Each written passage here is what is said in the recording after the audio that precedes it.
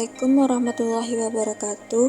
Kami dari kelompok 1 akan menjelaskan mengenai pengembangan bahan ajar for STMD atau Four Step Teaching Material Development dengan dosen pengampu Khairil Arif, SPD, MPD.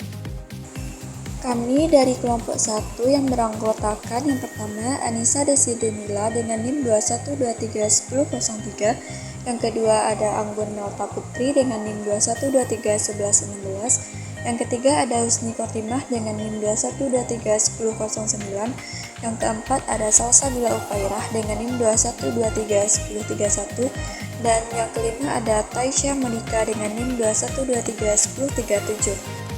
Nah, pada kesempatan kali ini pokok bahasan materi yang akan kami bahas yaitu yang pertama pengertian bahan ajar, yang kedua fungsi bahan ajar, yang ketiga konsep dasar metode for STMD, yang keempat tahapan metode for STMD.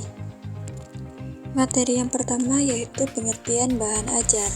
Bahan ajar didefinisikan sebagai sumber yang mengatur dan mendukung pembelajaran, seperti buku teks, tugas atau LKS, dan sumber-sumber tambahan lainnya. Bahan ajar adalah segala bentuk bahan atau materi yang disusun secara terstruktur dan sistematis yang dirancang sesuai dengan tuntutan kurikulum dan menjadi sumber belajar bagi siswa, serta sebagai bahan atau materi bagi guru dalam melaksanakan kegiatan belajar mengajar.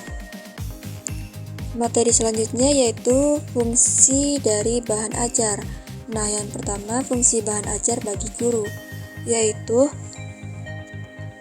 menjadi acuan dalam penentuan strategi pembelajaran. Nah, maksudnya karakteristik bahan ajar menjadi acuan dalam penentuan strategi pembelajaran, yaitu dapat memproses pelajaran dengan dilakukan secara lebih efektif. Yang kedua yaitu sumber materi. Sebagai sumber materi yang harus disampaikan kepada siswa dalam proses pembelajaran. Nah, yang ketiga mengoptimalkan peran guru sebagai seorang fasilitator. Dan yang keempat yaitu sebagai pedoman bagi siswa, yang mana sebagai acuan dalam mengukur keluasan dan kedalaman pengetahuan yang telah dimiliki siswa. Selanjutnya yaitu fungsi bahan ajar bagi siswa. Nah, yang pertama sumber belajar mandiri. Maksudnya sebagai sumber belajar mandiri ini tanpa harus ada guru atau teman siswa yang lain. Yang kedua bisa digunakan kapan saja. Maksudnya bisa belajar kapan saja dan di mana saja yang dia kehendaki dengan menggunakan berbagai media.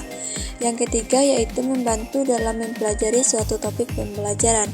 Yang mana di sini membantu siswa untuk mempelajari suatu topik pelajaran sebelum mengikuti proses pembelajaran di kelas. Dan yang keempat sebagai pedoman bagi siswa. Maksudnya sebagai pedoman bagi siswa yang akan mengarahkan semua aktivitasnya dalam proses belajar, baik untuk mempelajari bahan ajar utama maupun tambahan. Nah, materi selanjutnya yaitu konsep dasar metode for STMD.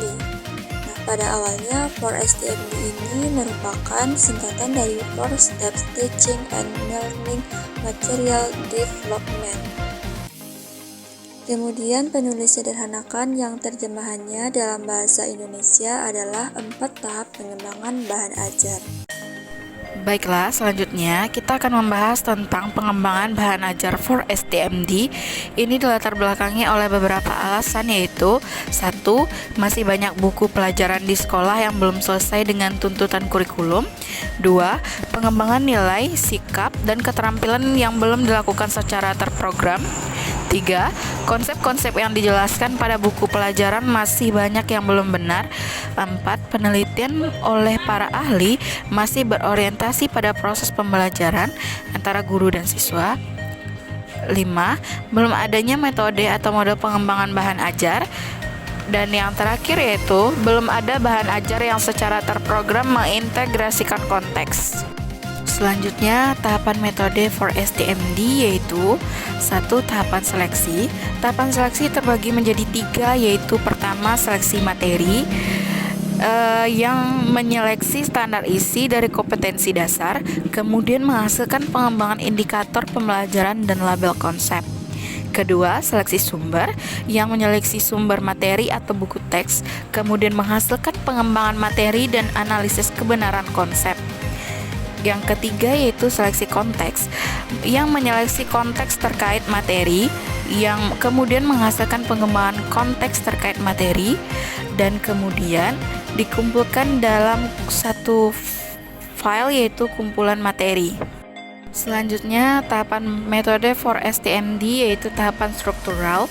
Tahapan struktural di sini juga terbagi menjadi 3 bagian, yaitu peta konsep yang berisi pengembangan peta konsep, kemudian menghasilkan draft bahan ajar 1 sesuai dengan struktur makro dan 3 level representasi, kemudian menghasilkan juga pengembangan, penyesuaian, penghalusan, dan penyisipan serta review oleh para ahli. Yang kedua yaitu struktur makro yang berisi pengembangan struktur makro, dan yang ketiga yaitu 3 level representasi yang berisi pengembangan 3 level representasi. Nah, yang terakhir dari tahapan metode 4STMD yaitu tahapan karakterisasi. Karakterisasi di sini terbagi menjadi 3 bagian juga, yaitu 1. Identifikasi konsep sulit yang berisi teks sulit, abstrak, computation, dan rumit. Yang kedua, uji coba yang berisi karakteristik teks, dan yang ketiga, pemilihan teks pada bahan ajar yang berisi instrumen karakterisasi.